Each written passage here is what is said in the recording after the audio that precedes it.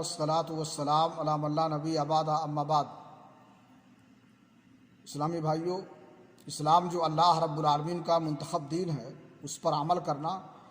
اور اس کی حفاظت کرنا ہر مسلمان کی ذمہ داری ہے اور اس کے لیے ضروری ہے۔ اگر کسی شہر اور بستی میں فساد اور بگاڑ عام ہو جائے اور لوگوں سے اختلاط کی صورت میں دین کے احکام پر چلنا اور اس کے شعائر پر عمل کرنا دشوار اور مشکل ہو، تو انسان اللہ کی اطاعت اور اس کی بندگی اور اس کی عبادت کے لیے گوشہ نشینی اختیار کر لے، یہ اس کے لیے مستحب اور بہتر ہے۔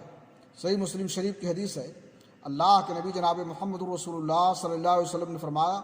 ان اللہ یحب العبد التقی الغنی الخفی، بے شک اللہ رب العالمین اپنے پرہیزگار بندے سے محبت کرتا ہے جو مخلوق سے بے نیاز ہوتا ہے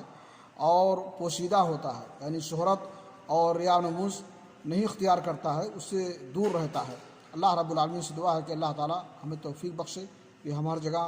اس کی عبادت اور بندگی کریں اور ہماری باتوں کو اللہ تعالی ہمارے لیے ذریعہ نجات بنائے۔ وآخر دعوانا الحمدللہ رب العالمین۔